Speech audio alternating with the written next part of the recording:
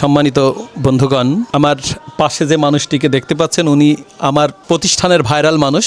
উনার ভিডিও লক্ষ লক্ষ মানুষ দেখেছেন। উনি অনেক দিন পরে আমার পর্যন্ত আসছেন। মেশিনটি গ্রহণ করেছিলেন প্রায় 7-8 মাস আগে। আলহামদুলিল্লাহ এখনো ব্যবহার করছেন। ভাই আসসালামু আলাইকুম। ওয়ালাইকুম সালাম। ভালো আছেন? এই মেশিনটি আসলে ব্যবহারিক সক্ষমতা কতটুকু দেখানো সম্ভব?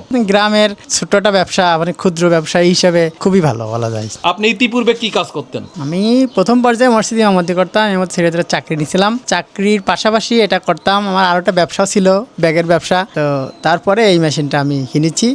এটা কেনার পর থেকে আমি অনেকটা স্বাচ্ছন্দ্যে আছি বলা যায়। এই মেশিনটা ব্যবহার অনেকেই যে করতে পারে না, কত মানুষ নিঃস্ব হয়েছে আমি অসংখ্য মানুষের কাছে ফোনে শুনি, আমাকে জানাই। না, আমার সামনেও একজন ব্যর্থ হয়ে গিয়েছে, আমি দেখেছি, সেও ব্যর্থ। কারণ মেশিনের ত্রুটি বিচ্যুতি, মেশিনের মোটরের সমস্যা হয়, মেশিনের গ্রাইন্ডারে চাপ দিলে পাউডার হয় না, সুজি হয়, তারপরে ওই যে আলো চাউল গুঁড়া করতে পারে না, ঠিক মতো হয় না, মানে সব রকমই সমস্যা আর কি। আর ওরা বিক্রি হয়ে গেলে ওরা পরবর্তীতে ওরা আর কোনো হেল্প করে না, এটি হলো বড় সমস্যা সবচেয়ে। ওরা কি মেশিন আমার কাছ থেকে নিয়েছিল? না না, ওরা অন্য জায়গা থেকে নিয়েছে। আপনার থেকে কতটা ডিস্টেন্সে? 1.5 কিলোমিটারও না, বিক্রি হয়ে গেছে, কবে বেঁচে দিয়েছে। আর আপনার মেশিন? এখনো আছে, চালাচ্ছি। প্রতি মাসে সর্বোচ্চ কত টাকা আপনি উপার্জন? সর্বোচ্চ আমি এক মাসে 26,000 টাকা ক্যাশ টাকা ইনকাম করেছি। আর বাকি অন্যান্য সুবিধা তো আছেই, মেশিনই বোঝেনি তো, মিল মেশিন, ওগুলো তো আর বলা যায় না। কিন্তু ভাইজান, এই যে মেশিনটি নেয়ার পরে আপনি এখন বলছেন যে আপনি অনেকটা স্বাচ্ছন্দ্যে আছেন। আছি। কিন্তু আপনি আমার কাছ থেকে মেশিন গ্রহণ করবার পর আমি যতটুকু বলেছিলাম, আপনি যতটা আত্মবিশ্বাসী হয়েছিলেন। না, আপনি যা বলেছেন, যা আশ্বস্ত করেছেন তা আমি পাইছি ভাই। কিন্তু ভাইজান, আপনার কাছে আমি বলেছিলাম যে এই মেশিনে প্রতিদিন যদি 100 মণ ধান ভানার পরেও 1 বছরের সেল ফুরালে আমি ফ্রি দেবো। আপনি 8 মাস নিয়েছিলেন, আপনি বললেন যে ভাই আমার মেশিনই তো সেল শেষ হয়ে গেছে।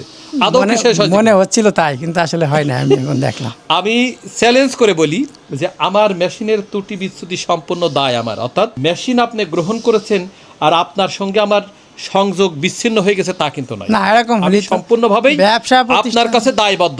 কারণ আপনার কাছে যে কয়টা টাকায় আমি লাভ করেছি, আপনার পরিপূর্ণ মেশিন যতদিন থাকবে আল্লাহ সুবহানাহু ওয়া তাআলা আমাকে বাঁচিয়ে রাখলে আপনার সেবা দেওয়ার জন্য আমি প্রস্তুত আছি ইনশাআল্লাহ। এই ভালোবাসার প্রতিষ্ঠান হিসাবে আমি গড়তে চাই এবং আপনার মতো মানুষের ভালোবাসা আমি পেতে চাই।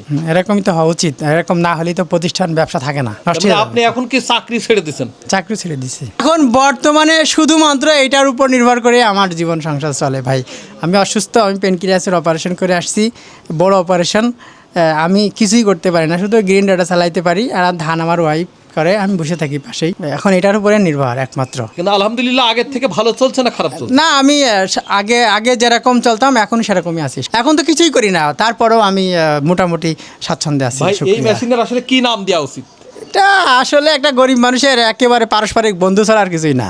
হ্যাঁ, যদি মেশিনটা ব্যবহারের নিশ্চয়তা দেওয়া যায়, যদি ব্যবহার করতে সে পারে এবং সে যদি চৌকস হয়, সেক্ষেত্রে অনেক সময় উপযোগী হতে হবে। সাথে সাথে নিজেরও কিছু কৌশল খাটাইতে হয়, কারণ এটা ইলেকট্রিক জিনিস, কখন কি হয় বলা যায় না।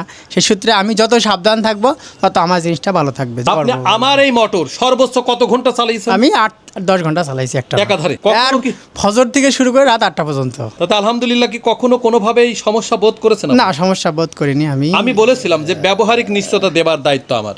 তবে আমি যত কথাই বলি, আপনার এই মেশিনটা আমি সবচেয়ে পারফেক্ট পাইছি ভাই, আলহামদুলিল্লাহ। বন্ধুগণ, এরকম অসংখ্য মানুষ আমার দৌর পর্যন্ত আসেন যাদের উপার্জনের কোনো রকমই অন্য কোনো দিক নেই। এই মেশিনটার সহযোগিতায় একটা পরিবার সুন্দরভাবে পরিচালনা করবার সাহসিকতা দেখিয়ে যদি ব্যর্থ হয়, তাহলে আর কখনো কোনো দিন এই মানুষের স্বপ্ন দেখা সম্ভব নয়। ওনার ওয়াইফ সাথে করে আসছিলেন, কিন্তু মানুষটি কতটা আত্মবিশ্বাস নিয়ে আমার পর্যন্ত আসছিলেন আপনারা ভাবতে পারবেন না। ওইটুকুই তার মূলধন ছিল।